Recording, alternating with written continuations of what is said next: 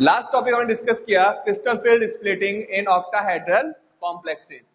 और in octahedral complexes ligands attack on metal ion from axis x, y and z axis. Therefore T2 Eg orbitals feel more repulsion and have higher energy than the T2G orbitals.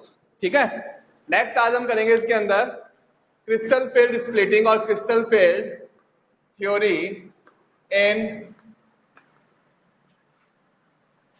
Tetrahedral complexes. Crystal field splitting in tetrahedral complexes, note करो इसमें। इन tetrahedral compounds, in tetrahedral compounds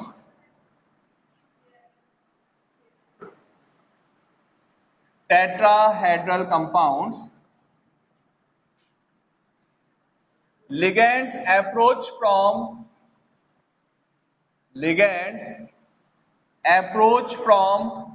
metal ions, ligands approach from metal ions from approximate mid of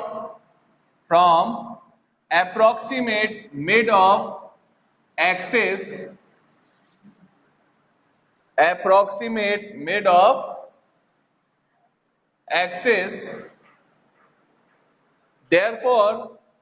therefore degenerate d orbitals split in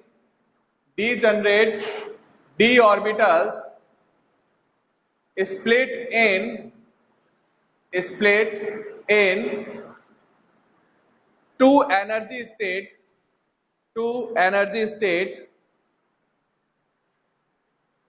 higher energy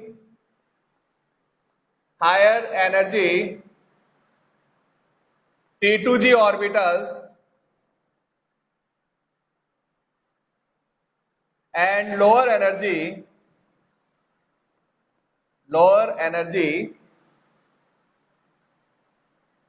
EG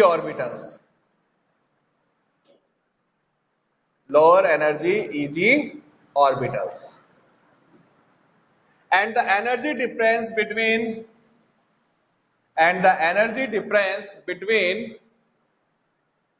these d orbitals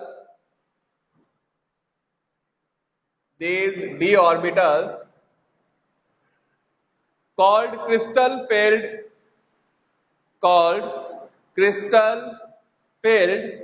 splitting energy for tetrahedral complexes.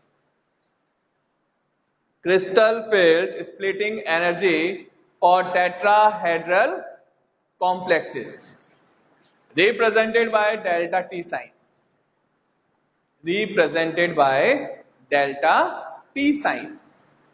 ठीक है, देखो यहां पर जो degenerate D orbitals हैं, अपने को पता है कि डी ऑर्बिटल्स दो टाइप के अपने पास। 3d ऑर्बिटल्स जो है वो तो एक्सिस के मिड में होते हैं प्लेस्ड, और जो रिमेनिंग 2 ऑर्बिटल्स हैं वो एक्सिस पे प्लेस्ड होते हैं। ठीक है, अब यहाँ पर अगर हम टेट्राहेड्रल ज्योमेट्री की बात करें तो टेट्राहेड्रल ज्योमेट्री कैसा होता है? अगर मैं एक क्यूबिक स्ट्रक्चर बनाऊं और इसके अल्टरनेट फेस के ऊपर या अल्टरनेट कॉर्नर्स के ऊपर अगर लिगेंड्स को प्लेस कर दूं तो मेरे पास एक टेट्राहेड्रल ज्योमेट्री बन रही है। देखो ये टेट्राहेड्रल स्ट्रक्चर बन रहा है अपने पास। ठीक है, इसको सीधा कर दूं मैं तो ये लिगेंड तो आ गया सीधा और बाकी ये सब क्या आ गए, इस तरह से आ गए। ठीक है ना, तो टेट्राहेड्रल स्ट्रक्चर बन रही है। अब इस टेट्राहेड्रल ज्योमेट्री में अगर हम y और z एक्सिस ले लें तो हम क्या देख रहे हैं यहाँ पर कि यहाँ पर ये जो z और x एक्सिस है, इन दोनों का मिड पॉइंट तो कौन सा होता? ये वाला। ठीक है, लेकिन लिगेंड कहां पर है? z के थोड़ा पास में। ठीक है, तो हमने क्या कहा कि लिगेंड जो है वो अप्रोक्सीमेट मिड ऑफ एक्सिस से अटैक करता है, बिल्कुल मिड में नहीं होता है लिगेंड। ठीक है, x और y दोनों एक्सिस के बिल्कुल बीच से अटैक नहीं करेगा, अप्रोक्सीमेट मिड से अटैक करता है, इस तरह से। ठीक है, यहां से अटैक कर रहा है, जबकि मिड पॉइंट क्या था अपने पास? ये वाला। ठीक है, तो जब लिगेंड अप्रोक्सीमेट मिड से अटैक करेगा तो यहां पर जो डी ऑर्बिटल एक्सिस के बीच में होते हैं उन पर तो रिपल्शन क्या होगा, इंक्रीज हो जाएगा, और रिपल्शन इंक्रीज होगा तो उनका एनर्जी क्या हो जाएगा, इंक्रीज हो जाएगा। और जो एक्सिस पे ऑर्बिटल है, एक्स और वाई एक्सिस पे ऑर्बिटल है, उनसे डिस्टेंस क्या होगा, इसका ज्यादा होगा, डिस्टेंस ज्यादा होगा तो रिपल्शन क्या हो जाएगा, कम हो जाएगा, तो उनकी एनर्जी डिक्रीज होगी। तो अपोजिट हो गया ऑक्टाहेड्रल का, ऑक्टाहेड्रल में Eg की एनर्जी ज्यादा था, T2G की एनर्जी क्या था, कम था। यहां पर क्या हो गया, अपोजिट हो गया, Eg की एनर्जी कम हो गई और T2G की एनर्जी ज्यादा हो गई। ठीक है, डायग्राम वैसे ही बनाना है, Eg की वैल्यू ज्यादा है, ठीक है, T2G की वैल्यू कम है, दोनों इक्वल नहीं है कभी भी, ये ध्यान रखना। ठीक है, तो ये हमारे पास दोनों का जो splitting हुआ है, that's called crystal field splitting in tetrahedral complexes, and the energy difference between these two orbitals called crystal field splitting energy, that's represented by delta T sign. Okay, तो ये डेल्टा T साइन से हम इसको represent करते हैं। अब point आता है अपने पास,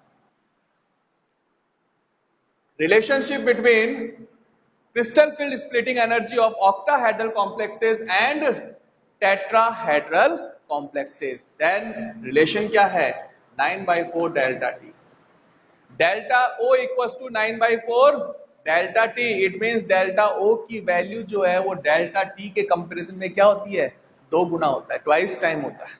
ठीक है, 9/4 है तो कितना हो, delta O equals to 2 delta T।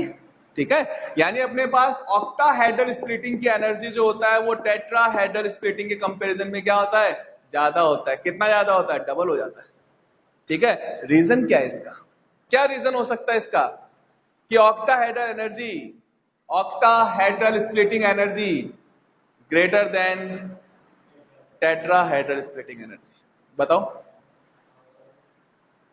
क्या रीजन हो सकता है, अनिशा बोलो। अवनी, भूमिका, स्नेहा, ईशा, दिनेश, शैलेश, क्या हो सकता है इसका रीजन। हाँ भाई, ऑनलाइन वाले स्टूडेंट्स जितने भी हैं कोई बताएगा। डेल्टा ओ का वैल्यू डेल्टा टी से ग्रेटर होता है, उसका रीजन क्या है, बहुत सिंपल सा रीजन है, किसी को भी पता हो तो, क्योंकि काफी सारे इंटेलिजेंट स्टूडेंट्स ऑनलाइन पे रहते हैं इसलिए पूछा मैंने।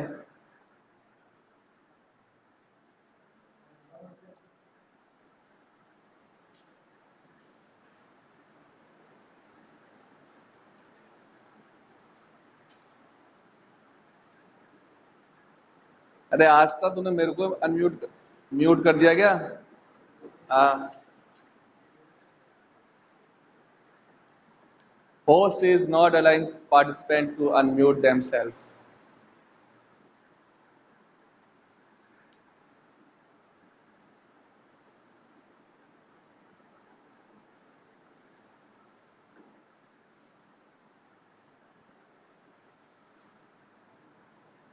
Due to T2G orbitals are closer to the direction of ligand in tetrahedron और उसमें लो स्पिन कॉम्प्लेक्स फाउंड नहीं होता है, मे बी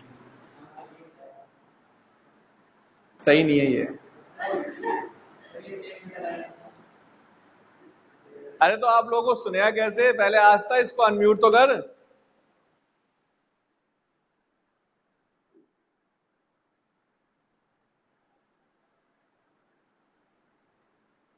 आस्था होस्ट बन गई, अब उसने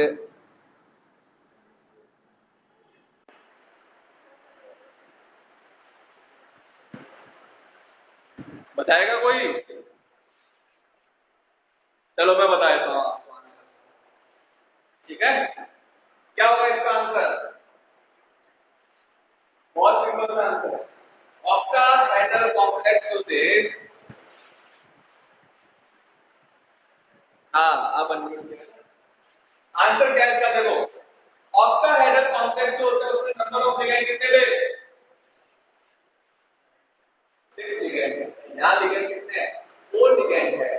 जितना ज्यादा लिगेंड्स होंगे उतना ज्यादा मेटल आयन के साथ अट्रैक्शन फोर्स होगा, और जितना ज्यादा मेटल आयन के साथ अट्रैक्शन फोर्स होगा उतना ज्यादा एनर्जी रिलीज होगा, स्टेबिलिटी इंक्रीज होगी।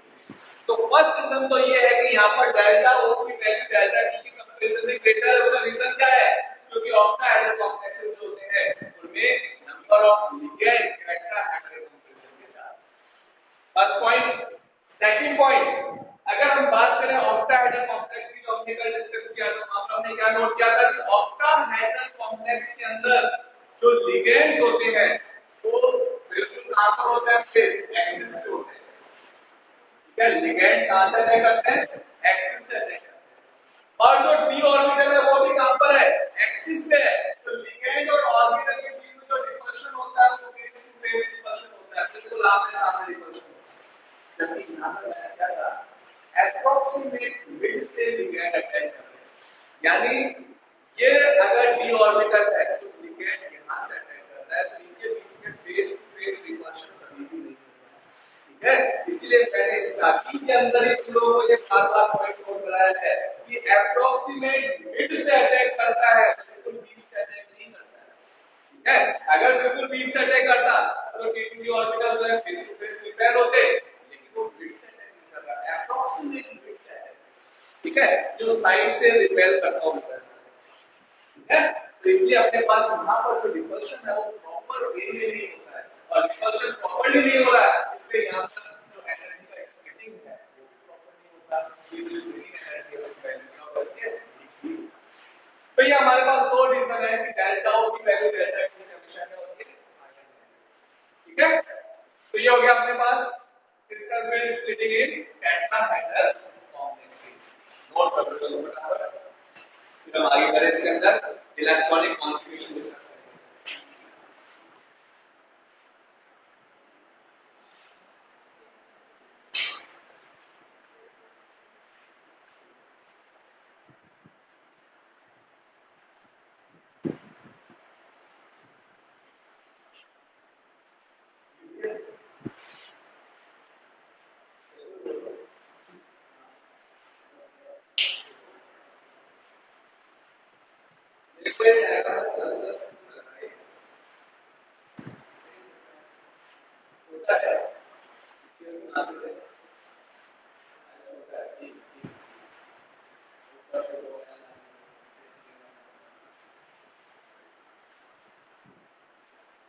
डायग्राम का ध्यान रखना, ये दोनों पार्ट्स जो इक्वल डिस्टेंस में होंगे।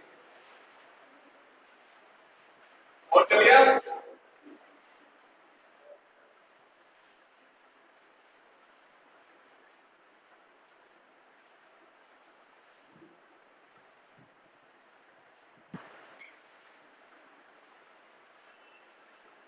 अब नोट करो इसके अंदर आगे, the crystal field splitting in octahedral complexes, crystal field splitting in crystal field splitting in octahedral complexes, octahedral complexes depends on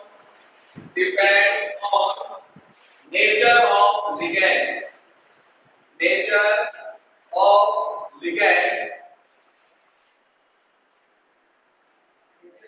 nature of ligands. So in this theory, ligands. So in this theory, ligands arrange in their increasing order of field strength, their increasing order of field strength, increasing order of their field strength, then form a series,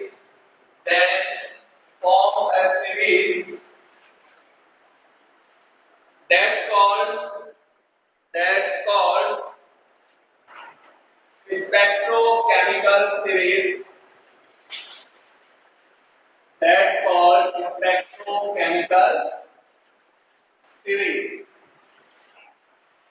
That's called spectrochemical series. देखो भाई यहाँ पर आपको ये series दिया हुआ है, ligands का फील्ड स्ट्रेंथ का सीरीज है, iodide, then bromide, HCN, Cn negative, N3 negative, azide बोलते हैं N3 को, ध्यान रखना, NO3, F negative, OH negative, then C2O4, 2 negative. Ligands का इंक्रीजिंग ऑर्डर लिख रहे हैं अपन फील्ड स्ट्रेंथ के साथ। फील्ड स्ट्रेंथ मतलब कौन सा प्रबल लिगेंड है, कौन स्ट्रांग है, कौन वीक है। NCS negative,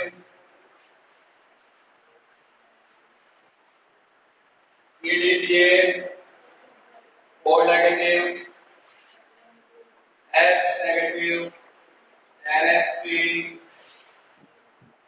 then EN, CN negative, NO2 negative and C बात करें तो ये हमारे पास स्पेक्ट्रोकेमिकल सीरीज है। और स्पेक्ट्रोकेमिकल सीरीज में जो लास्ट में लिगेंड्स आ रहे हैं ये सब के सब हमारे पास क्या है, स्ट्रॉन्ग फील्ड लिगेंड, ठीक है। और ये सब क्या है, सबसे वीक लिगेंड है, ठीक है। इस बार का अगर पेपर देखा हो तो उसमें ये स्पेक्ट्रोकेमिकल सीरीज में क्वेश्चन आया, लिगेंड लिखे हुए थे और लिगेंड का ऑर्डर बताना, ठीक है। सेम स्पेक्ट्रोकेमिकल सीरीज में उसमें कौन से लिगेंड दिए हुए थे, HCl लिगेंड था, फ्लोराइड लिगेंड था और शायद ये साइनाइड लिगेंड था। ये दो बार टेस्ट की तरह कौन सा था या H2 का था भाई, ये तीन लिगेंड कंफर्म थे और इन लिगेंड्स को इस केमिकल के ऑर्डर में यूज करना है। ये क्वेश्चन आता है एग्जाम में, है ना। ये स्पेक्ट्रोकेमिकल सीरीज है जिसमें अपन ने इनको इनके फील्ड स्ट्रेंथ के इंक्रीजिंग ऑर्डर में अरेंज किया है। क्या तुम में से कोई बता सकता है कि ये जो इंक्रीजिंग ऑर्डर है वो इसमें से क्यों सेट किया हुआ है? इस इंक्रीजिंग ऑर्डर के अंदर एक पैटर्न छुपा हुआ है लिगेंड्स की स्ट्रेंथ। क्या पैटर्न छुपा हुआ है इसमें? ये तुम्हारा होगा का क्वेश्चन। जो भी जहां से भी इस पैटर्न को ढूंढ के ला सके कोई शुरू है, गूगल से पूछो, बाइजू से पूछो, अनअकैडमी से पूछो, ठीक है, या कोई क्लूज या अकेडमी से पूछो, डिफेंस अकेडमी से पूछो, जहां से मिल सके तुमको। ये जो स्पेक्ट्रोकेमिकल सीरीज है इसमें लिगेंड्स का एक पैटर्न छुपा हुआ है, ठीक है। वो लिगेंड का पैटर्न निकालना है। वॉइस नहीं आ रही? अरे ऐसा क्यों होता है, जब मैं क्वेश्चन पूछता हूं उसी समय वॉइस आना बंद हो जाती है? हाँ, सभी को नहीं आ रही क्या? या सिर्फ अनीता आपको नहीं आई? कोई बात नहीं, वीडियो के अंदर क्लियर आएगी। आ गई अब? अच्छा चलो ठीक है। हाँ, तो ये जो पैटर्न है ढूंढना तुम लोगों को सबको कि स्पेक्ट्रोकेमिकल सीरीज जो है उसके अंदर हमने फ्लोराइड या आयोडाइड या हैलाइड्स जो होते हैं जिनपे नेगेटिव चार्ज है वो तो है हमारे पास वीक लिगेंड, और जो अपना खुद का लॉन पेयर यूज में ले रहे हैं उनको बताते हैं हमने स्ट्रॉन्ग लिगेंड। तो इसका रीजन क्या है? इनके पास तो एक्स्ट्रा इलेक्ट्रॉन था, लॉन पेयर भी है और लॉन पेयर के साथ साथ नेगेटिव चार्ज भी है ना। Cl के पास 3 तो लॉन पेयर होते हैं, एक इलेक्ट्रॉन एक्स्ट्रा उठा के लाता है, फिर भी ये क्या है, वीक लिगेंड है। और NH3 जो है उसमें नाइट्रोजन तो केवल अपना खुद का लॉन पेयर रोटेट कर रहा है, ऐसे कोई एक्स्ट्रा इलेक्ट्रॉन भी नहीं है क्या? नहीं है ना, फिर भी अपने पास ये स्ट्रॉन्ग है। तो ये जो आपका पैटर्न है वो आइडेंटिफाई करना, ठीक है। जहां से मिल सके, जैसे मिल सके, 1 दिन 2 दिन 5 दिन 10 दिन, जब तक जो है हमारी वैकेशन खत्म नहीं हो तब तक, ठीक है, पता कर सकता है। 2 क्वेश्चन हो गए तुम्हारी वैकेशन के लिए, है ना। हाँ चलो ठीक है। अब हम बात करते हैं इसके अंदर कि लिगेंड्स के ऊपर अपने पास स्प्लिटिंग एनर्जी डिपेंड करता है, कैसे डिपेंड करता है। तो अगर हमारे पास स्ट्रॉन्ग फील्ड लिगेंड है, क्योंकि हमने लिगेंड को 2 कैटेगरी में डिवाइड कर दिया, एक होता है स्ट्रॉन्ग और दूसरा क्या होता है, वीक फील्ड लिगेंड। अगर स्ट्रॉन्ग फील्ड लिगेंड होगा तो उस केस के अंदर डेल्टा O की वैल्यू जो होता है और स्ट्रॉन्ग फील्ड लिगेंड्स डेल्टा ओ की वैल्यू जो होती है बहुत हाई होती है, ठीक है, और जो वीक फील्ड लिगेंड है उनके लिए डेल्टा ओ की वैल्यू क्या होती है, कम, ठीक है। ऐसा तो अब इस बेसिस पे यहाँ पर इलेक्ट्रॉनिक कॉन्फ़िगरेशन की बात करें, ये जो अपने पास ऑक्टाहेड्रल कॉम्प्लेक्सेस है उनमें इलेक्ट्रॉन कैसे फिल करते हैं। तो अगर हम यहाँ पर इलेक्ट्रॉनिक कॉन्फ़िगरेशन डिस्कस करें तो कैसे होगा इलेक्ट्रॉनिक कॉन्फ़िगरेशन।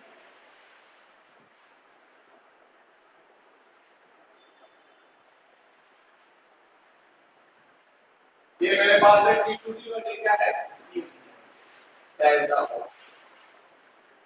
ठीक है।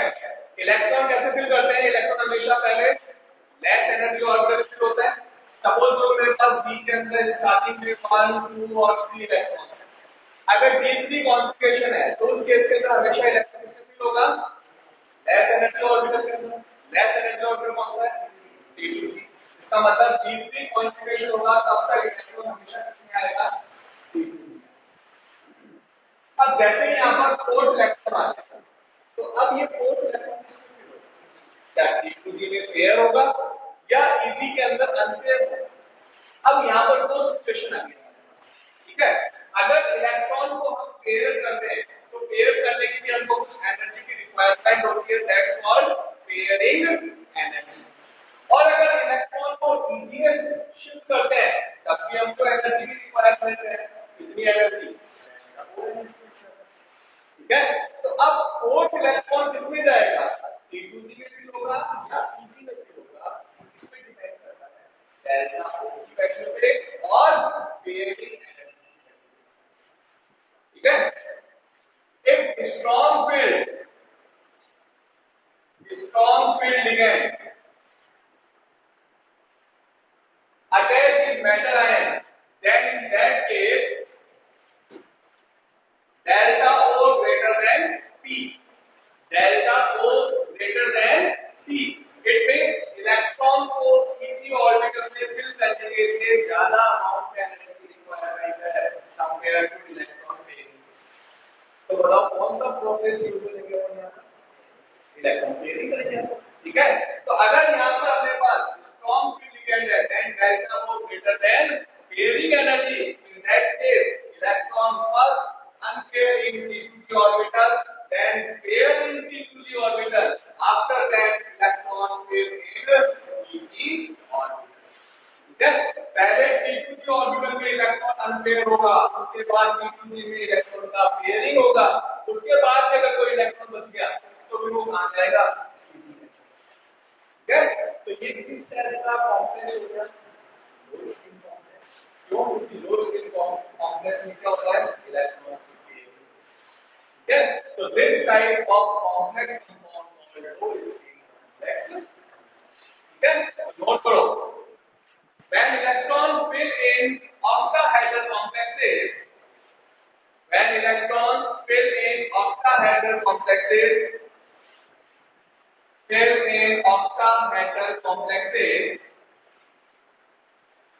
electronic configuration depends on, then electronic configuration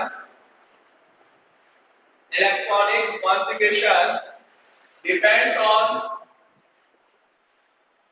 splitting energy delta O, splitting energy delta O,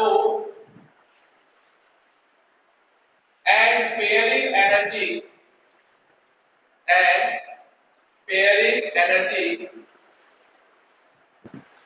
and pairing energy, bracket note कर दो P।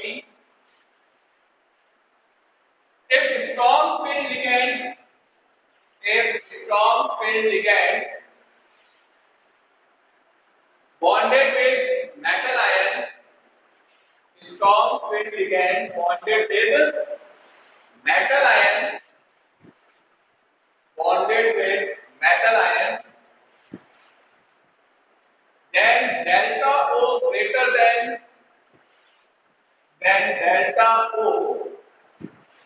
than pairing energy, delta O greater than pairing energy, in that case In that case, electrons first unpair in p2p orbitals. Electrons first unpair in p2p orbitals, then pair in p2p orbitals, pair in p2p orbitals. After that, electrons fill in Eg orbitals. Fill in Eg orbitals. ठीक है? तो मैं यहाँ electronic configuration फटाफट लिख रहा हूँ. अगर D1 है तो इलेक्ट्रॉनिक कॉन्फ़िगरेशन क्या आएगा? D2G1 Eg0, D2 है and D2G2 Eg0, D3 D2G3 Eg0, D4 D2G4 Eg0, D5 D2G5 Eg0, D6 D2G6 Eg0, D7 P2G6 Eg1, D8 P2G6 Eg2, D9 P2G6 Eg3 और D10 P2G6 और Eg4. ठीक है? तो ये हमारे पास इलेक्ट्रॉनिक कॉन्फ़िगरेशन. ठीक है? इस केस में अगर मेरे पास स्ट्रॉन्ग फील्ड है,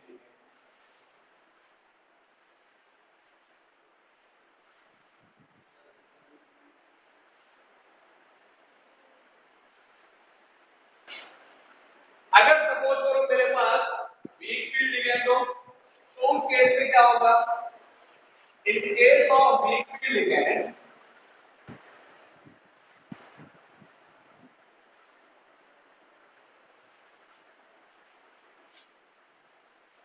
energy difference between P2G and Eg orbitals is less than pairing. It means electron को Eg ऑर्बिटल में शिफ्ट करने में कम एनर्जी की रिक्वायरमेंट है और इलेक्ट्रॉन्स को पेयर करने में ज्यादा एनर्जी. ठीक है? तब जब मेरे पास वीक फील्ड है. ठीक है? स्ट्रॉन्ग फील्ड में तो क्या था? Delta O greater then P. और अगर वीक फील्ड है तो delta O less than P. ठीक है? Delta O less than P. ठीक है? ये जो कॉम्प्लेक्स है, जब स्ट्रॉन्ग फील्ड लिगेंड है, delta O greater then P है, that is called low spin complex. ठीक है? और अगर मेरे पास वीक फील्ड लिगेंड है, तो वीक फील्ड लिगेंड केस में डेल्टा O का वैल्यू P के कंपैरिजन में कम होता है. तो उस केस में क्या होगा? Electron first unpaired in P2G orbital, then unpaired in Eg orbital, after that pairing starting. ठीक है? कब? जब वीक फील्ड. ठीक है? तो यहां पर अगर इलेक्ट्रॉनिक कॉन्फ़िगरेशन की बात करो, कॉन्फ़िगरेशन क्या आएगा? For D1 P2G1 Eg0, D2 P2G2 Eg0, D3 P2G3 Eg0. यहां तक तो सेम था, लेकिन जैसे ही D4 आएगा then D2G3 Eg1, D5 P2G3 Eg2, D6 P2G4 Eg2, D7 P2G5 Eg2, D8 P2G6 Eg2.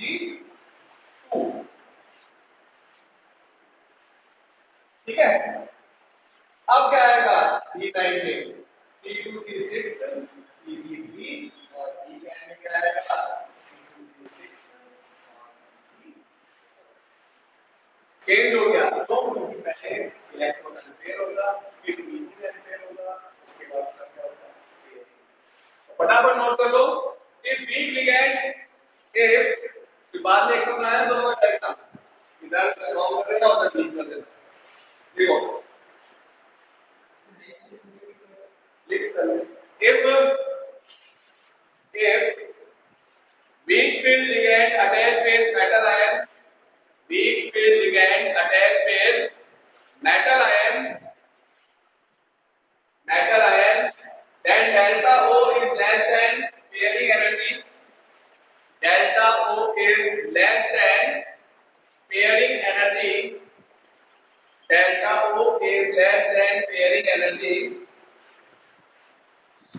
So electron first unpaired in p2g orbital, first unpaired in p2g orbital, p2g orbital, then unpaired in pg orbital,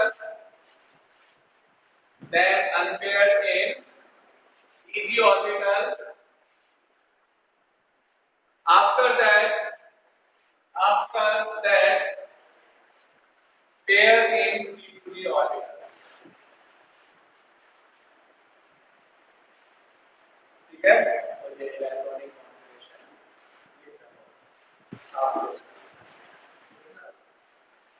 ये electronic configuration complete हो गया, इसकी chemical complete हो गया, electronic complete हो गया और CMS complete हो गया। जी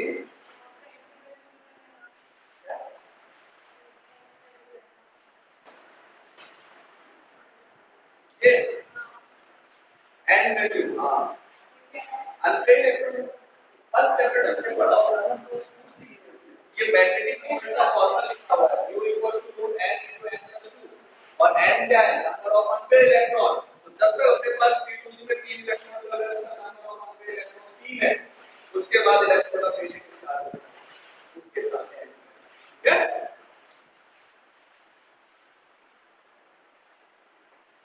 हाँ भाई कर लो नोट आराम से। अब आप लोग